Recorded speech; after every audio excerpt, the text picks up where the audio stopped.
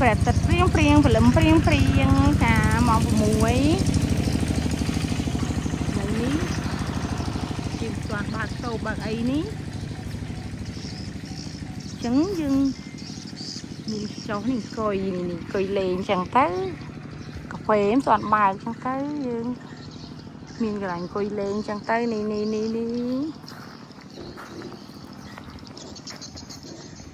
អូយរីមែនតើនេះ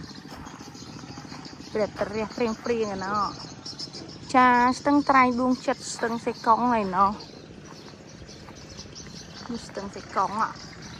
មានក្តីសុខមែនតើនៅពេលកំងកាហ្វេទៅក៏ញ៉ាំនៅមាត់ស្ទឹងចេះទៅក៏មើលព្រះអាទិត្យរះព្រៀងអូយអ្នកខ្លះគេចុះទូកណោះអីគេណោះ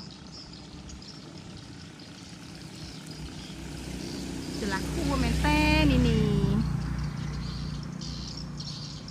ចាបយំទៀតពីការថានគរបាលក្រុងស្ទឹងត្រែង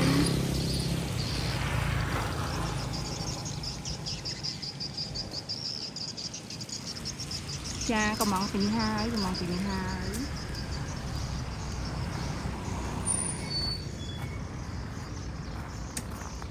កាហ្វេស្ដាប់ចាបយំ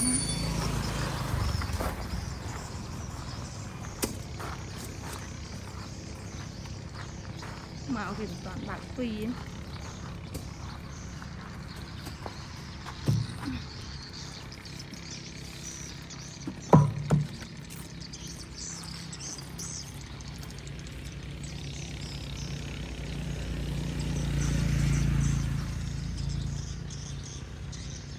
ស្គីមសេកុង